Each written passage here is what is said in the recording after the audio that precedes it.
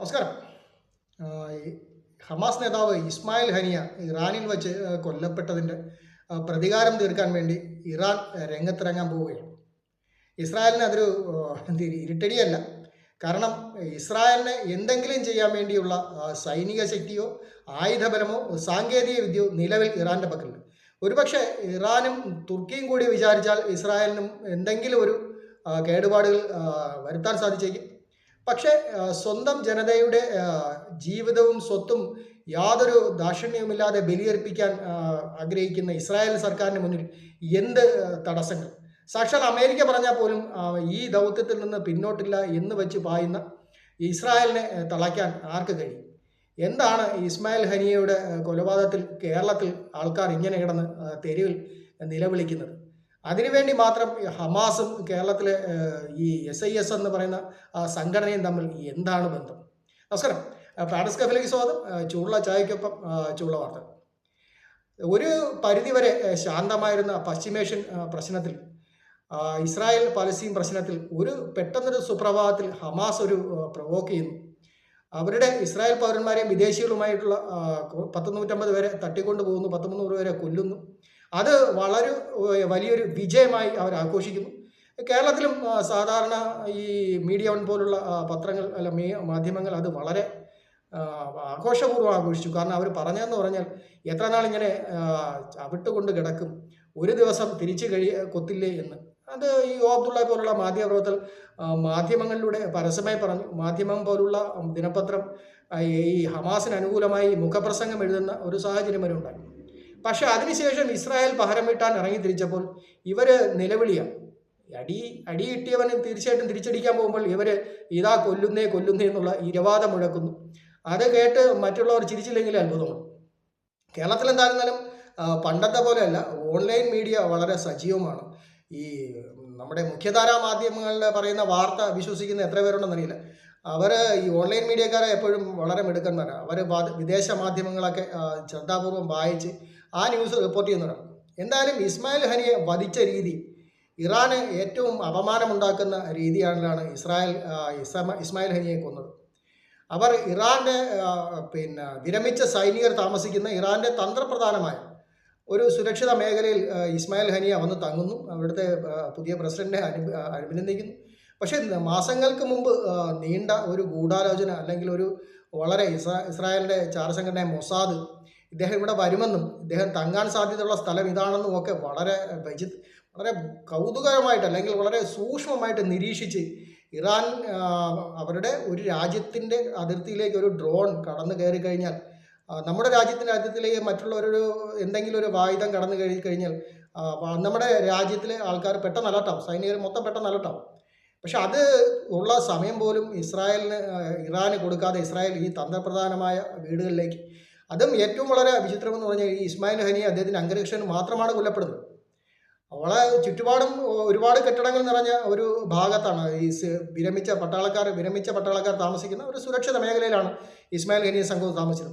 പക്ഷെ അവിടെ കടന്നു കയറി ഒരു ആക്രമണം നടത്താനുള്ള അത്രയും വളരെ വലിയ സാങ്കേതിക വിദ്യ കൈവശമുള്ള ഇസ്രായേലിനെ അമേരിക്കൻ ഉപരോധം കൊണ്ട് എത്രയോ വർഷം കൊണ്ട് ഉപരോധം കൊണ്ട് കഷ്ടപ്പെടുന്ന ഇറാൻ എന്ത് ചെയ്യാനാണ്? പക്ഷെ നമ്മളും എന്തെങ്കിലും ചെയ്യും എന്നുള്ള ഒരു പ്രതീക്ഷ അല്ലെങ്കിൽ പ്രതീതി നിലനിർത്താൻ വേണ്ടിയിട്ടായിരിക്കും അപായ സൂചനയായി ഇറാൻ ഈ ചുവന്ന കൊടി ഉയർത്തിയത്. അത് കണ്ട് ഹാലിലായിരിക്കുകയാണ് നമ്മുടെ നാട്ടിലെ കുറച്ച് ആൾക്കാർക്ക്. അതിൻ്റെ ചുവട് പിടിച്ചാണെന്ന് തോന്നുന്നു അവർ ഇസ്മായിൽ ഹനിയയ്ക്ക് അനുകൂലമായി തെരുവിലിറങ്ങുന്നു, മുദ്രാവാക്യം വിളിക്കുന്നു. ഇസ്മായിൽ ഹനിയ മരിച്ചിട്ടില്ല, ഇസ്മായിൽ ഹനിയ മരിച്ചിട്ടില്ല, ഞങ്ങളിലൂടെ ജീവിക്കുന്നു. കാരണം അവർക്ക് പറയാൻ വളരെ എളുപ്പമാണ്. സുരക്ഷിതമായി ജീവിച്ച് ഇന്ത്യ എന്ന മഹാരാജ്യത്തിൻ്റെ എല്ലാ സുരക്ഷിതത്വവും അനുഭവിച്ച് ജീവിക്കുന്ന അവർക്ക് ഒന്നും ഒരു തടസ്സമല്ല. കാരണം നമ്മുടെ എല്ലാ സ്വാതന്ത്ര്യവും, നമ്മുടെ രാജ്യത്തിൻ്റെ എല്ലാ സ്വാതന്ത്ര്യവും അവർക്ക് അനുഭവിക്കുന്നുണ്ട്. ആ അനുഭവിച്ച് ജീവിക്കുന്ന അവർക്ക്, അല്ലെങ്കിൽ ഈ പാലസ്തീനിലെയോ അല്ലെങ്കിൽ ലെബനാനിലെയോ കുഞ്ഞുങ്ങൾ അനുഭവിക്കുന്ന എന്തെങ്കിലും ത്യാഗം, ഇല്ല മരിച്ചിട്ടില്ല, ഇസ്മായിൽ ഹനിയ മരിച്ചിട്ടില്ല എന്ന് മുദ്രാവാക്യം വിളിച്ച് ഇറങ്ങിയവരെ കുഞ്ഞുങ്ങൾ അനുഭവിക്കുന്നുണ്ട്. കറണ്ടില്ലാതെ എപ്പോഴെങ്കിലും ഈ ഇല്ല മുദ്രാവാക്യം വിളിച്ച് ജീവിക്കുന്നുണ്ട്. ലക്ഷറി വണ്ടി ഇല്ലാതെ എപ്പോഴെങ്കിലും ജീവിക്കുന്നുണ്ട്. ഈ ലക്ഷറി ആയ മൊബൈലുകൾ ഇല്ലാതെ ഈ മുദ്രാവാക്യം വിളിക്കുന്നവർ ജീവിക്കുന്നുണ്ട്. പശ്ചിമേഷ്യയിൽ നടക്കുന്ന എന്താണെന്ന് ഇവർ അറിയുന്നുണ്ട്. ഇവർ ഒരു സുപ്രഭാതത്തിൽ ഇല്ല ഇല്ല മുദ്രാവാക്യം വിളിച്ച് ഇറങ്ങിയത് മാത്രമല്ല ഇവർക്കറിയുള്ളൂ. എല്ലാ സുരക്ഷിതവും ഇന്ത്യ മഹാരാജ്യത്തിൻ്റെ എല്ലാ സുരക്ഷിതത്വത്തിലും ഇരുന്ന് അനുഭവിച്ചുകൊണ്ടാണ് ഇവർ ഇസ്മായിൽ ഹനിയയ്ക്ക് അനുകൂല മുദ്രാവാക്യം വിളിക്കുന്നത്. മിഡിൽ ഈസ്റ്റിൽ പോയി, ഈ യുദ്ധം നടക്കുന്ന മിഡിൽ ഈസ്റ്റിൽ പശ്ചിമേഷ്യയിൽ പോയി ഒരു ദിവസം തങ്ങാൻ ഈ SISൻ്റെ ആൾക്കാർക്ക് കൊണ്ട് കഴിയുമോ? ഒരു ദിവസം മൊബൈൽ ഡാറ്റ ഉപയോഗിക്കാതെ ഇവർക്ക് ജീവിക്കാൻ സാധിക്കുമോ? ഒരു ദിവസം സ്വസ്ഥമായി ആ യുദ്ധഭൂമിയിൽ പോയി കിടന്നുറങ്ങാൻ ഇവർക്ക് ആർക്കെങ്കിലും സാധിക്കുമോ? അതിൻ്റെ ഉത്തരം ഇല്ല എന്ന് തന്നെയാണ്.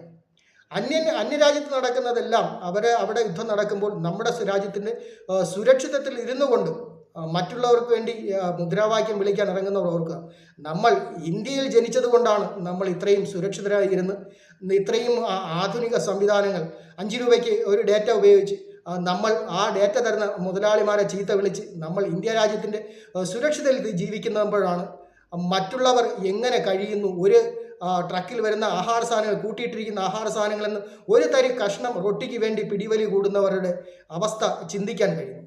നമ്മുടെ സുരക്ഷിതത്തിൽ ഇരുന്നു കൊണ്ട് നമ്മൾ സുരക്ഷിതമായ റോഡിലൂടെ നടന്ന് നമ്മൾ മുദ്രാവാക്യം വിളിക്കുന്നു, ഇല്ല ഇല്ല മരിച്ചിട്ടില്ല. അതുകൊണ്ട് ആർക്കാണ് നേട്ടം? ഈ കുട്ടികൾക്ക്, അല്ലെങ്കിൽ പശ്ചിമേഷ്യയിൽ ജീവിക്കുന്ന കുട്ടികൾക്ക് ഒരു നേരത്തെ ഭക്ഷണത്തിന് എന്തെങ്കിലും 5 രൂപ അയച്ചു കൊടുത്തിട്ടാണ് നിങ്ങൾ ഈ ഇല്ല ഇല്ല മുദ്രാവാക്യമിലെ റോഡിലൂടെ ഇറങ്ങി നടക്കുന്നുവെങ്കിൽ ഞങ്ങളും കൂടാം നിങ്ങൾക്കൊപ്പം. അവർക്ക് ഐക്യദാർഢ്യം പ്രകടിപ്പിക്കാൻ ഞങ്ങളും കൂടാം. ഈ ഇന്ത്യ മഹാരാജ്യത്തിൻ്റെ എല്ലാ സുരക്ഷിതത്വവും ആഘോഷിച്ചുകൊണ്ട് അല്ലെങ്കിൽ അനുഭവിച്ചു കൊണ്ടിരുന്നു കൊണ്ട് മറ്റുള്ളവരെ പുകഴ്ത്തി നമ്മുടെ സ്വന്തം നാടിനെ ഇകഴ്ത്തി ജീവിക്കുന്നവർ മനസ്സിലാക്കേണ്ട ഒരു കാര്യമുണ്ട്. നിങ്ങൾ ജനിച്ചതും ജീവിക്കുന്നതും ഇന്ത്യ മഹാരാജ്യത്തിൻ്റെ സുരക്ഷിതത്വത്തിലും സ്വാതന്ത്ര്യത്തിലുമാണ്. അതുകൊണ്ട് മാത്രമാണ് നിങ്ങൾ ഇവിടെ ഇരുന്ന് മറ്റുള്ള ആളുകളെ ജയ് വിളിക്കുന്നതും സ്വന്തം നാടിനെ ഇകഴ്ത്തുന്നതും. ഇത് ഒരുപക്ഷെ മലയാളി മാത്രം ചെയ്യുന്നൊരു കാര്യമാണ്. ആ മലയാളികളുടെ ഈ പ്രത്യേക സ്വഭാവം എന്ന് പറയുന്നത് ലോകത്തെല്ലാവർക്കും ആർക്കെങ്കിലും അറിയുമെന്നറിയില്ല. എന്തായാലും ഇസ്മായിൽ ഹനിയയ്ക്ക് വേണ്ടി ഓരോ തുള്ളി രക്തവും നമ്മൾ ഒഴുക്കുമെന്നാണ് ഈ SIS ഒക്കെ പോലുള്ള സംഘടനകൾ പറയുന്നത്. എന്തായാലും ഓരോ തുള്ളി ഒഴുക്കാനും നിങ്ങൾ ധൈര്യമായിട്ട് പാലസ്തീനിലേക്ക് പോകും. നമുക്ക് അത് കൂടി കാണാനുള്ള ഒരു കരുത്ത് തരണേ എന്നാഗ്രഹിക്കാം. അപ്പോൾ ബാഡസ്കോപ്പിൽ വീണ്ടും കാണാം. ചൂടുള്ള ചായ.